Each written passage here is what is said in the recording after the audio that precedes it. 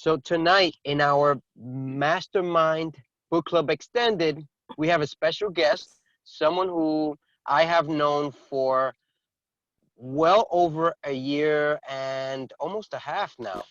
And Ruth, who speaks 2 or 3 languages, who does 2 or 3 juggling of entrepreneurship types of jobs, who is a mother and a wife and a sister, um, and a dear friend to me, someone who has shown me a completely different view of how to look at things.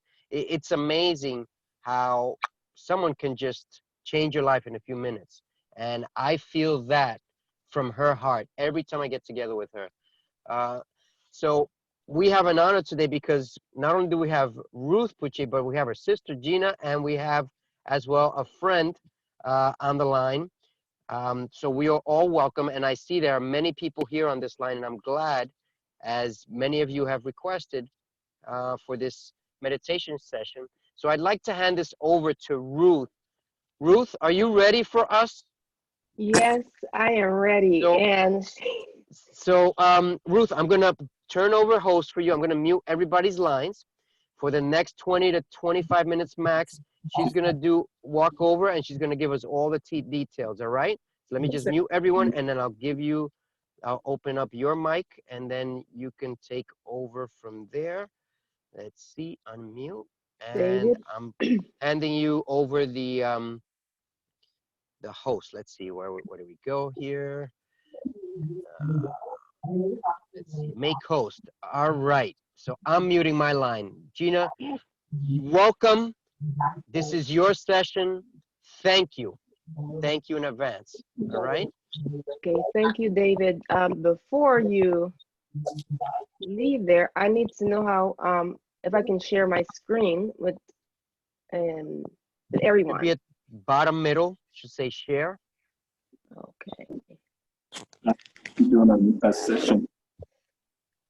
Well, thank you, David, for for speaking into my life. I'm not married, no children yet, but I think you got me a little confused with my sister Gina. We do look quite a bit alike. I did. But I did. I do appreciate it, and I'm looking forward to all of the above. However, yes, I am a nurse by profession, so Fern, I can definitely identify with you in everything that you have expressed. Let's see here. It says, that. Can you see my screen? Yeah. All right, so let me just minimize some things. And yes, I'd like to thank you, David, for the friendship that we share. And I want to thank you guys for the opportunity to present to you tonight, something that is dear to me, which is meditation and sharing with you the power of meditation. Dave and I have known each other for, he's right about 1.5 years, and I love what he does. He's a very positive person. He encourages us to look at the positive that's around and abound. I joined him because of his positivity, and he also has been helping us. I'm not sure if you guys know, but he's been helping. He has a group that he helps to understand the stock market and capitalize on the things that are going on right now. We think that, well, the stock market, it did, really good today. I'm following it because he's been guiding me along the way. And by the way, all of this done freely. He's not being paid a cent for it. So yeah, but when the market dropped, he definitely let us know which stock he thinks may do well, because he's not an expert, but he's been doing it long enough that he can share. And I really like the fact that he wants to share with as many people. So please, if you haven't had the opportunity to join the group, and I believe this is the link that he normally shares. It's on Tuesday at 8 p.m. Eastern Standard Time. And then he has, another little class on Thursday like this. So thank you again for the opportunity. So you're looking at this presentation is going to be power packed. I hope that you find nuggets that you can help, especially you, Fern, and any healthcare workers who are inundated with you know, things to do on the job right now because of the COVID-19 or coronavirus. So I hope that you find, you know, something in this that will help you navigate life and that you can build on for the future of all of us. So this was my story. I'm not sure if I ever look like this lady on here. I'm sure there are days after an ICU shift that my hair was, you know, really picky like that. And, you know, because it's nerve-wracking to be working in the ICU, and I can only imagine what nurses are going through right now. I've been called twice in the past 2 days to, you know, go and help in New York. And anyway, so who knows, you know, I'm praying about these things. But I did have bloodshot eyes from working night shift, and I shifted day shift, and after that I didn't look back, you know. A couple of torn pockets because patients, you know, grab at me, maybe, you know, the confused ones. And I never had that finger cancer from too many rectal exams and temperatures. So I'm happy for that. I hope you guys are too. But there were times the stomach did bulge. And Fern, I'm with you with the running. That is the reason why I have this website. It's called The Running Nurse. And I've been promoting health, I would say, you know, worldwide, because I've been to many countries and ran marathons and was blogging about, you know, how the condition for nurses is in a hospital. We've, a lot of us, you know, feel underappreciated. We're overworked, and we do a lot for the patients, the family, the institution, and never pay too much attention to our own self-care. So I was looking like this lady for a while. I was navigating burnout twice because I travel, I was a travel nurse, and I did this so I can get more autonomy over my control over my schedule. And I was traveling from state to state to state, and just working 48 to 60 hours a week, sometimes 1 to 3 months, 6 months, sometimes I end up longer than that at an institution. As well, I had parents who were suffering with chronic diseases, and I was the only one that had the freedom, because I'm not married and no children, and the nurse of the family. And so you know, I was going to help my parents, and so, you know, I started feeling really low in energy, like I was emotionally, mentally, physically exhausted, sometimes all the time. And often I prayed that staffing would call me out. And you know, when you're thinking about, oh, how I hate to go to work 2 weeks from now, you know, or 3 days from now, you know, something is not right. You know, you got to check yourself. So during this time and phase of my life, I bump into this book, and I believe it's called Living Buddha, Living Christ. It was by Thich Nhat Hanh. And I remember this man's name because I was also studying, you know, the life of Martin Luther King, trying to find purpose, of course. You know. And Thich Nhat Hanh, in that book, he also had another book that's called Walk in Meditation. And that is where my journey in meditation started, one step at a time. So Thich Nhat Hanh said we have more possibilities available in each moment than we realize. And given our circumstances with the COVID-19, we have to look beyond all of the negativity, the hype, and, you know, the things that are happening around us, and try to find a space where you can be still to, you know, get yourself integrated. Because if you, I'm constantly getting texts saying, oh, well, the world is ending, or there's a conspiracy theory. And sometimes I buy into some of this stuff because, you know, it's natural sometimes, you know, as a human, that we have this amygdala that causes us, it secretes very powerful chemistry that causes one to feel fear. And there are those of you out there who have lost, you know, your job, you're working from home, the kids are driving you nuts, and, you know, And you think, oh my God, you know, when you used to go to work and have to drive to work, you know, oh, you complain about the traffic. There's always something. But here we are. And I would like to tell you a little bit about the power of meditation in a certain COVID-19 pandemic time. In stress, we know that stress can hijack your nervous system. And because of that, there are many things that happen to the body. We have this fear of social isolation. I mean, the social isolation problem. You become increasingly cynical. You think the world is out to get you.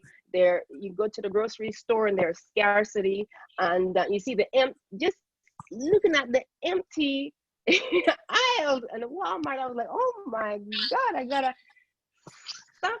You know, I need to grab some canned food. And I was telling my sister Gina, you gotta grab some canned food. You got kids. They're gonna be hungry at one point. And this looked like this thing is falling apart. And then she will tell me, calm down, Ruth. And I really appreciate that. You know, if you have someone to bring to you the positive aspects or positive things that are happening, is powerful.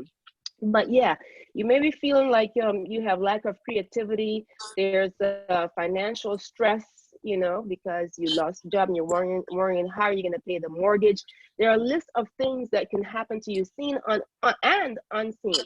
Sometimes it is not something that's real, but your brain doesn't see it and experience it as, you know, sometimes you can't reason because of that system, that the amygdala and the limbic system that causes you to go into the fight or flight response.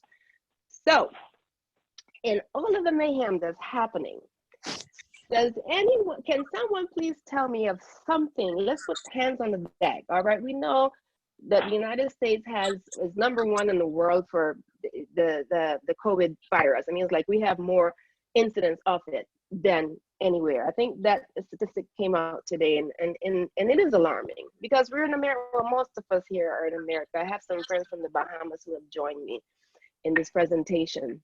And but let's put hands on the deck. Can someone please tell me, just share a quick example of something positive that has happened today? Anyone? The fact that we're alive. Pardon? The fact that we're alive and we could see the beautiful day. Yes, that's beautiful. Has any breathing? We're breathing. That means we're still alive, Natasha. That's right. That's right. Okay. And there's a lot of positive things people are doing. Thank you, Gina and Fern. But there are positive things that are happening because of what's going on with the COVID, you know? I would say, you know, when I would get overwhelmed, you know, the beginning of all of this, you know, when everyone's complaining that they're home and they have to work and, you know, school's out, you know, instead of looking at it as, well, I'm not even a person who looks at the glass half empty or half full. I'm just glad to have a glass. So that's true. You know, so for me, you know, when everyone was complaining, I would just tell everyone, listen, 2 weeks ago, 3 weeks ago, before this whole thing started, everyone was complaining that they had to wake up early, they had to go to work, they had to be in rush hour, they don't spend enough time with their family, they don't have this, they don't have that. Now you have that opportunity. Right. Now you have the opportunity to sit and, you know, maybe go get another education, you know, while you're home. Do You know, something you creative. have that opportunity. Yeah, you have that opportunity to work on your business because, you know, some people were working full-time jobs and trying to start their own business. Well, now you have the time. You don't have to, you know, go out and battle the rush hour, or you have the time to spend with your family. You have the time to spend with your children. You now get to dictate how your children are learning. Yes. Thank you, Fern. And you know, my sister, I have And a sister Ruth, Pardon? Hey, Ruth. Yes. Yeah, and I just wanted to add in that that even here in the Bahamas, we're quarantined on a 24-hour curfew, but we had a good family day-to-day where the kids did their schooling online and we did our work online, but we had breakfast, lunch, and dinner together as a family, and we had a really good family day. Even though we were side.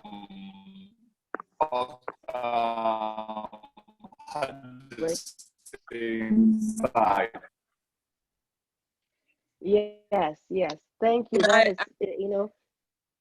that's a good thing. A lot of families are spending more time together. Thank you, Eric. I wanted to add something, and I thought it was like an irony, and the kids were laughing this morning, when I said no school shootings predicted for the next couple of weeks. That's a here in America. I know that's kind of dreary. I'm sorry, that's very dreary, but I couldn't help but think about that. So thank you for sharing, Gina. Yeah, that's. I wanted to offer something. Hello? Yes, hi, Reginald. Reginald. Reggie's fine. Reggie. Reginald. You, Reggie. Oh my goodness. I like Reginald too, though. I know Anyways, some people, thank you, Reggie. Go ahead. that's a little much for me. It's too formal. Okay, But I I respect that. But it's okay. It's okay. If you like it and, you're not trying to make fun of me, it's fine. We can use it. There's other times people will make fun of me. Reginald! He was a cartoon years ago. A cartoon is a kid that got in trouble by his mom, and every time she yelled, she would call out his name and say, Reginald! People used Was that from Hey Arnold? I don't think so, but if you probably search on Google, you'll probably be able to find it. It was like a cartoon that came on TV like back in the 80s or whatever. Oh, okay. So Okay, what I was gonna go ahead. Go ahead.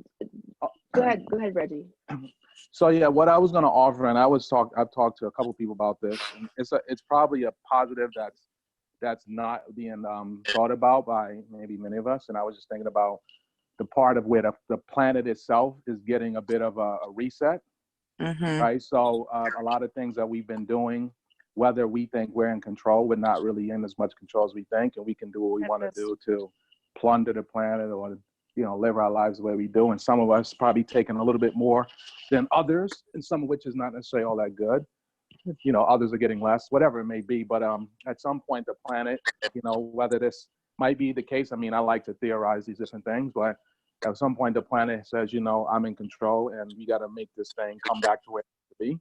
So I think, part of this is happening because the amount of pollution and things that we would probably be putting out more so just by a whole bunch more cars on the road, a whole bunch more just consumption in general, even though some of that is increased by what we're doing at home to a degree.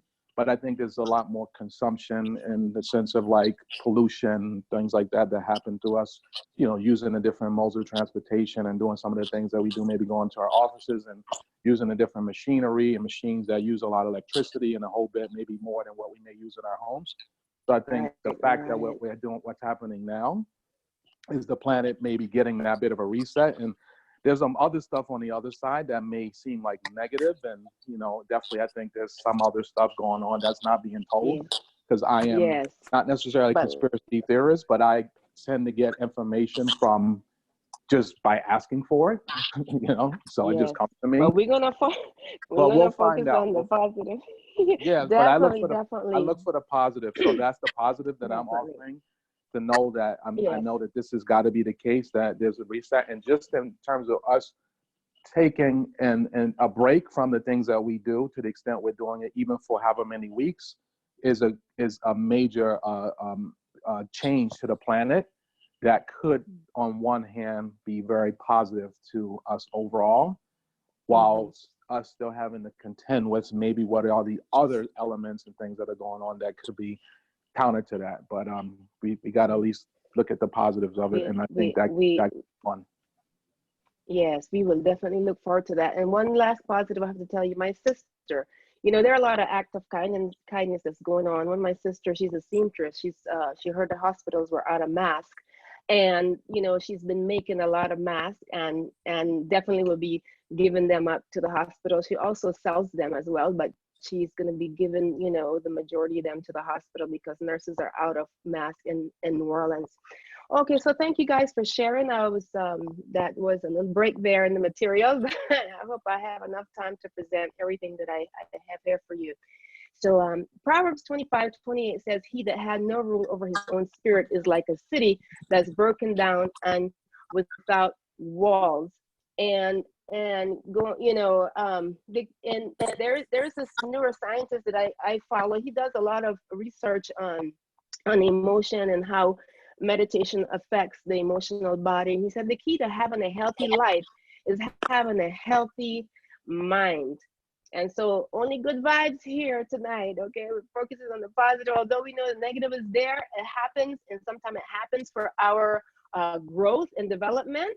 And perhaps we should see things like that even more so that it does not disturb us, because if the good happens, definitely the laws is that, you're gonna have negativity as well. So it just depends on how we process the negativity. So I'm going to run through just a few effects of stress.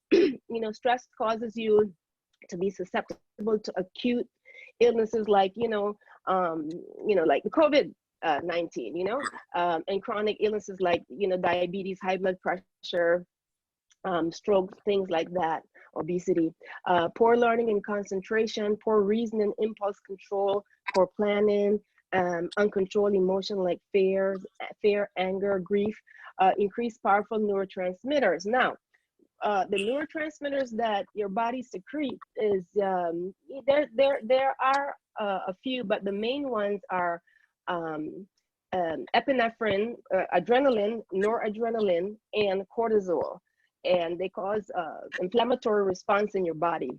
And when this thing happens, your body, your reproductive system, the immune system, and your gut shuts down, because you can't be running from a purple lion or some, saber-tooth tiger, and everything and all these other systems working. Your blood needs to be shunted to the vital organs. So to calm matters, there are all, these are also a list of effect of stress. And I won't go over all of them for the sake of time, but do you think stress can be good? Yes or no? Yes, right? I think I would have you answer. I'd have one person answer that, please. Yes. Can stress be good? And, yes. And how, give me one instance that stress is good for your body. Can motivate you, but it depends. There's a type of stress. It's called eustress. That's supposed to be the stress that's good for you. It's spelled EUSTRESS.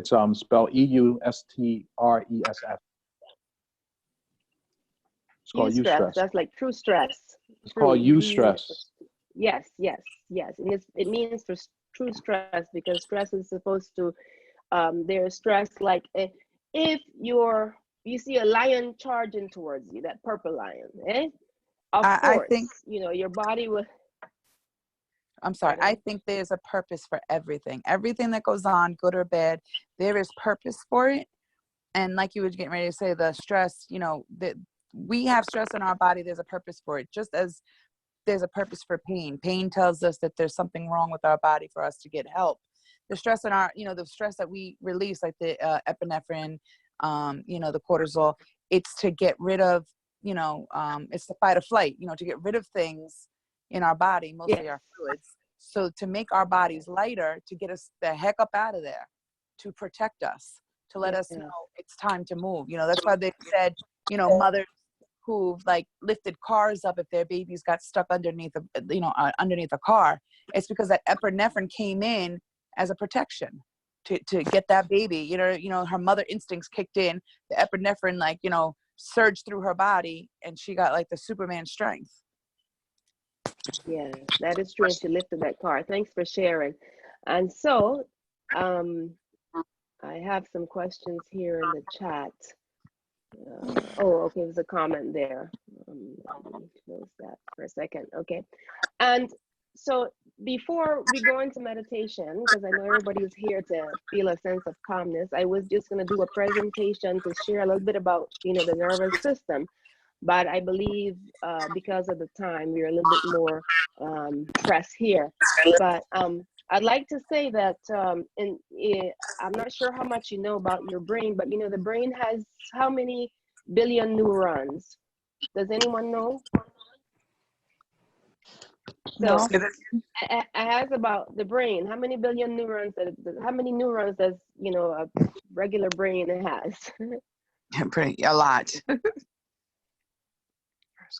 So it has about 80 to 100 billion neurons. And the brain, they always say you can't teach an old dog a new trick, but have you ever heard of neuroplasticity? The ability of the brain to be flexible and to adapt, where what do you call it now? It's I lost the word. Maybe I'll find it in Spanish for you, since Daviddiaz can speak 3 languages, but it recruits other neurons. And I know that happens sometimes. I switch from Spanish to English, but it recruits other neurons and it builds a strong network. So I want you to understand, that and you will get this. When you start meditating, it helps your brain to form in a way from the old pattern, and you form a new pattern, and that is the pattern that helps you to regulate lost the word again. That's the pattern that helps you to change, the old software in your brain. And also the brain has the capacity of neurogenesis, whereas in your hippocampus you have, and they used to tell us before, I don't know how old you are, Fern, but, and they still are teaching this, I think, that the brain is not capable of regeneration, or the brain cells, but we do know that is possible. And meditation is very beneficial in both of them. Now, I'm going to go through something really quick here for you, then we can get to the meditation. Now we have a technology that's called MRI, and normally we put patients through that so that we can see if there's any soft tissue damage, tumors, or I'm hearing a lot of noise in the background. Sorry, how to mute it. I'm hearing some pots and pans. You can just have everybody mute themselves. Yeah, thank you, Gina. Can everyone please mute themselves for me? I'm hearing some pots in the background. I think it's competing with my voice.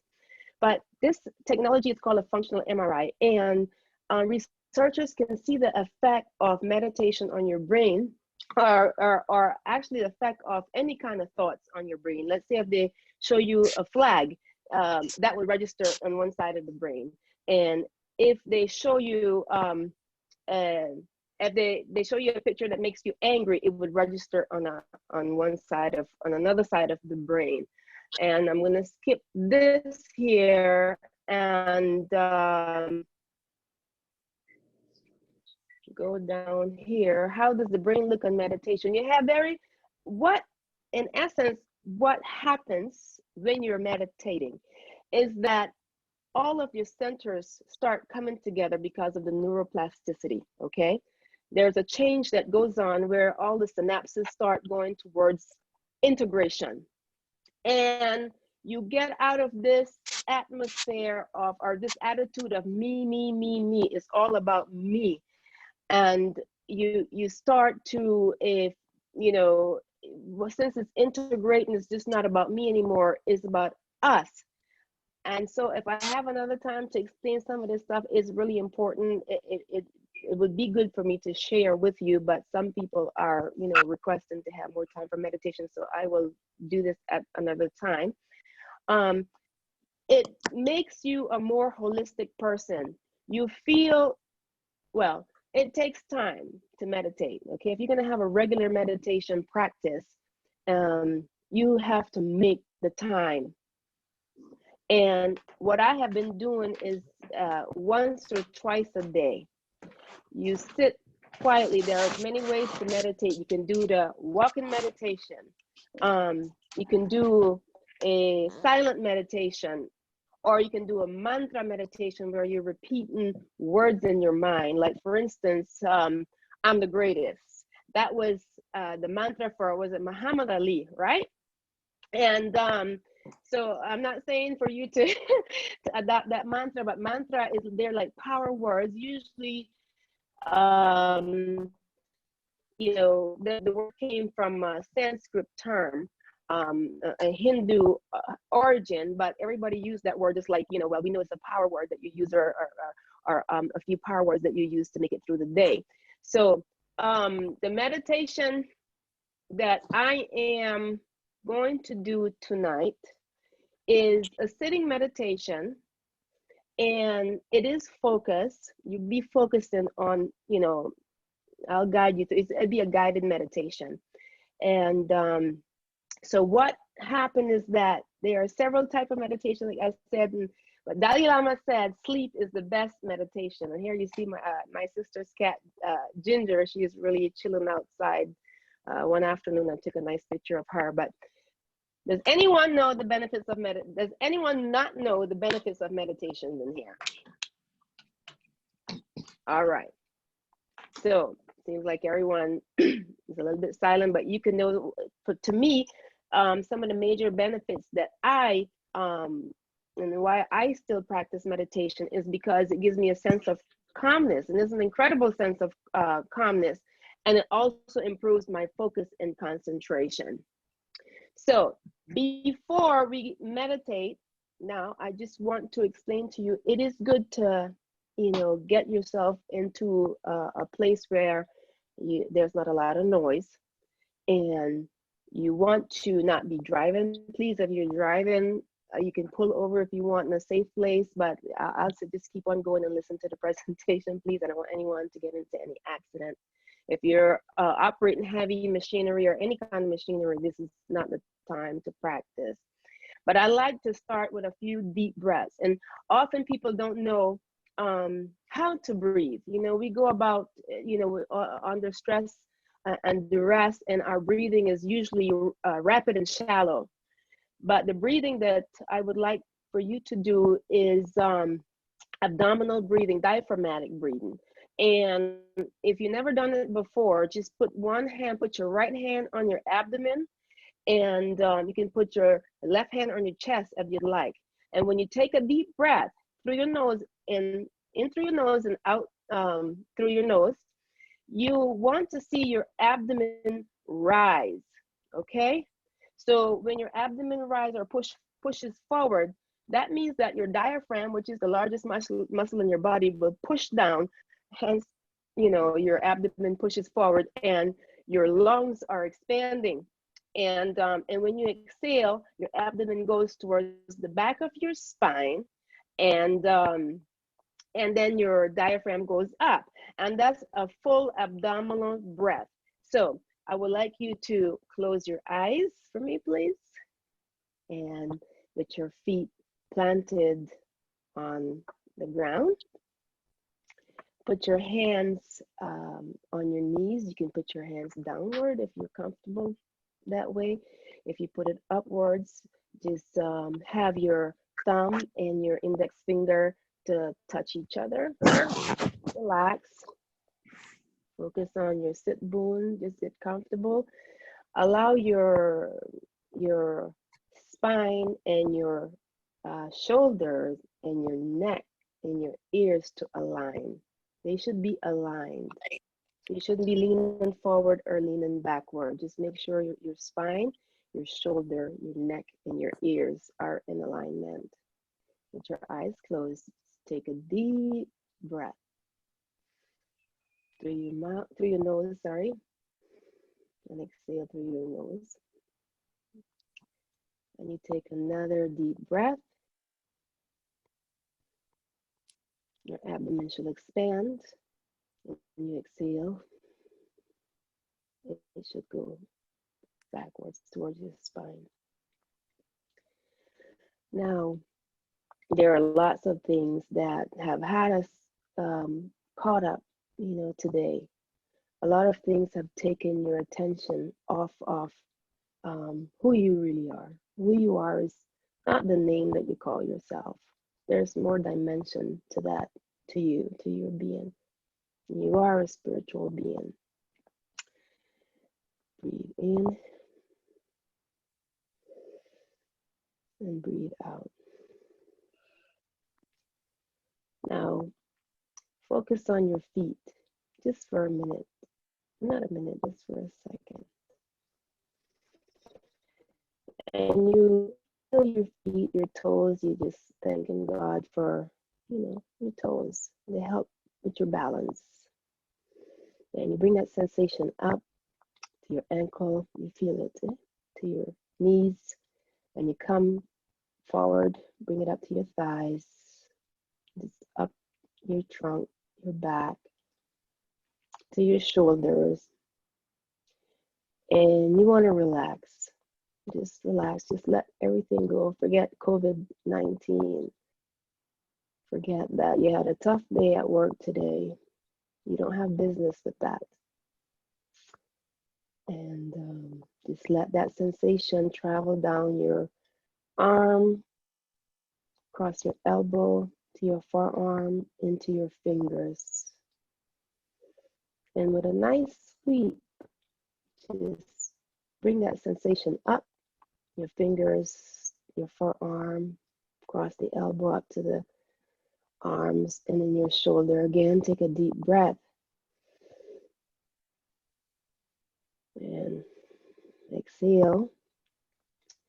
Just let everything go. Just give God, or the universe, or whoever you like to. Because, God is a spirit and is called by many names, but you just let go all of your worries. Relax your shoulder. Bring that sensation up to your neck and into your face. Give a big smile, because there's no lion or tiger chasing you right now. You're just chilled out. This big smile. Just relax your face and bring that sensation into your scalp, top of your head. Take a deep breath. We cleanse ourselves from anything that has been bothering you. And there are thoughts that would come into your mind, and just label it as a thought, but don't dwell there. Bring your attention back to your breath. Now, I want you to just go and focus in the middle of your eyebrow. There's a spot there, in the very center. Just bring your internal eye to focus in the distance in that spot. Some of you will see it may look dark, it may look bright. You may see, I don't know what, but it's not important. Just breathe.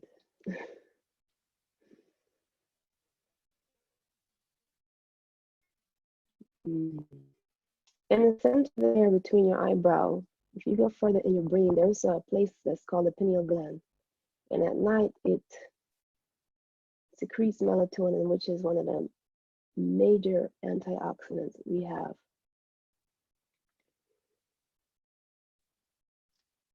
Just breathe.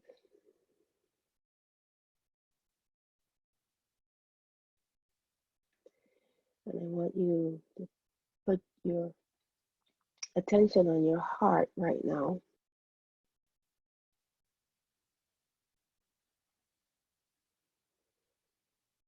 We are not being chased by anyone in this moment. Everything is perfect. There is peace. There is tranquility. Take a deep breath again. And bring your focus to the center of your eyebrow. And we will remain silent here for the next minute.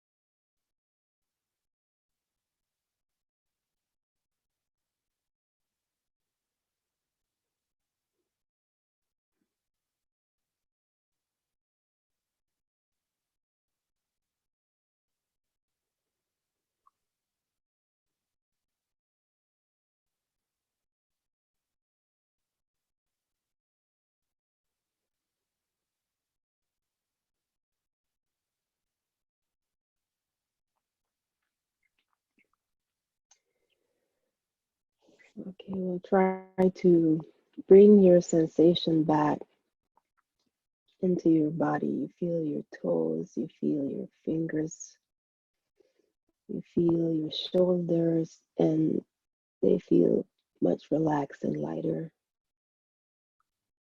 Your head is centered, your spine is. Feel your body coming back. Now go into your heart again and just say to yourself silently, I am love.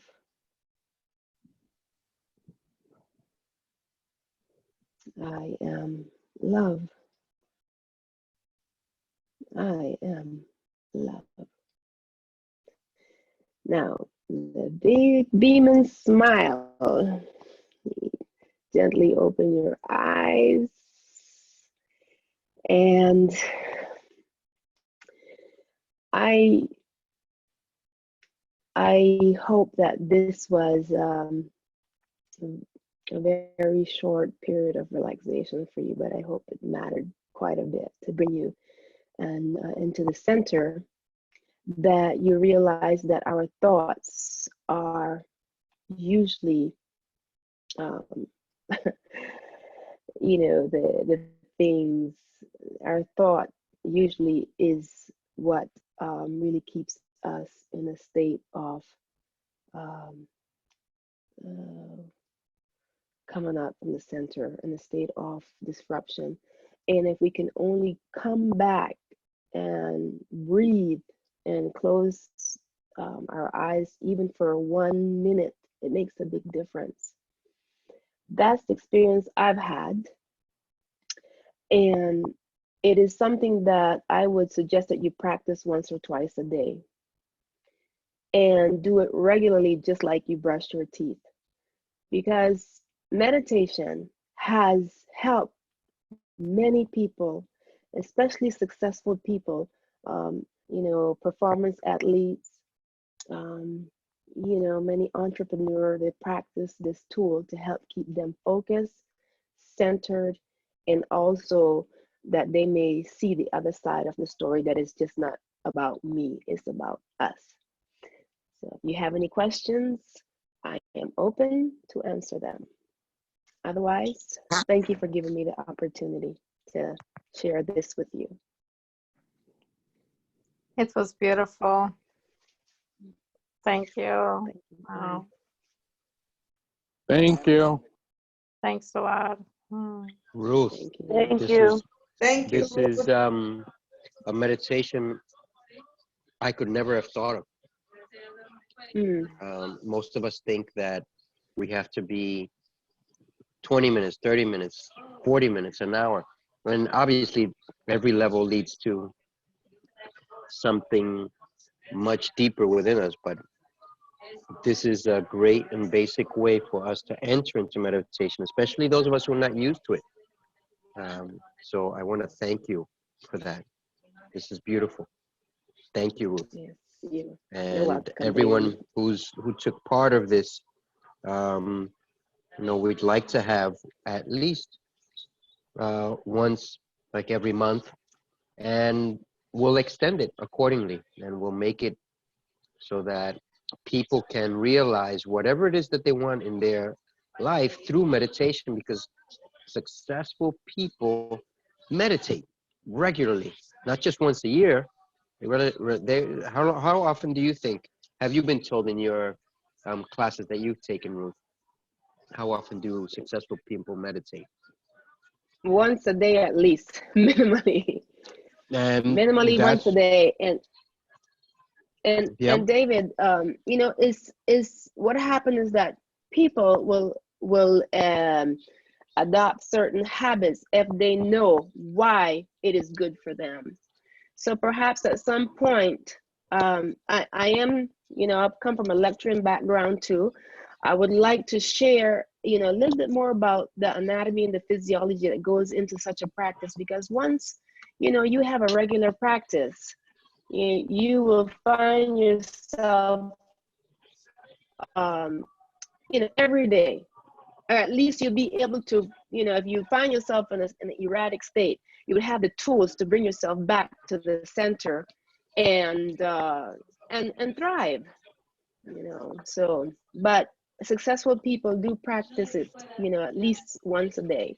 And that's where we are all headed, little by little. And this, I'm pretty certain, correct me if I'm wrong, to the other people who are on the line, but I mean, I thought it was 20, 30 minutes obligatory, but even closing of your eyes for a moment and just being grateful and just taking a breath of internalizing and saying, how am I doing today? You know, isn't it great that I had breakfast? Isn't it great I had a coffee? Anything is what I got out of this. Is good to meditate on. But beyond that, you know, if you want to become successful in whatever it is, whether it's specifically money, whether it's specifically helping others, whatever it is, we've got to meditate on it. And 2-minute meditation reminds us of how close we are to achieving this. I mean, successful people do meditate on a daily basis. As I've told some of you in the class, from a Tuesday class, I try to wake up an hour earlier to meditate. Sometimes I fall asleep, and sometimes I start on the right side. Actually, I'm on the left side of the bed, I guess, if I'm facing up, and I'm on the right side of the bed if I'm facing down. But I try and look up, even if I close my eyes, because if you meditate in the morning, then your day is set straight. You know what you want to accomplish in micro steps. You know, your days should be set up that you're achieving some small task that aligns with your weekly goal, that aligns with your monthly goal, that aligns with your yearly goal, that aligns with your life goals. So what Ruth has just done is, without me even asking her or anyone on this line, is assisted us with, all we have to do is close our eyes. Am I wrong, Ruth, or is that where you wanted to head with everyone here? That's right. Exactly. Close it, because it's evidence-based that even 1 minute, you know, helps. 1 minute of, you know, just still in your mind helps. It goes a long way. You know, you have to find that stillness within so that you can make, you know, good decisions and be able to navigate life in a logical manner. Awesome, awesome. Very, very good. Very good. Well, I'd like to thank you, Ruth, for giving us this opportunity. This is really powerful. And I'm going to be certain to listen to this recording and try and learn and apply, because this is very important to be successful, is meditation. Thank you, Ruth. Thank you, everyone Thank you. who made it to this call. And thank you for being part of the Mastermind Book Club and the Book Club Extended. I really, really appreciate it. And let's keep growing and working together to build ourselves to the next level. Thank you, everyone. Thank you. Have a great evening. And that person that's calling from the Bahamas, I wish we could trade places. I wouldn't mind being on the beach somewhere. I know you're not on the beach, but that's the first thing that anyone who thinks of when they're not in the Bahamas. All right. Thank you. Thank you, everyone. Thank you, David. Thanks, everyone. Have a great evening. David, Thank you. Okay. Bye-bye.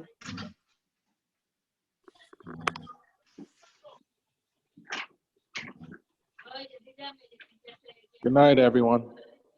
Good night.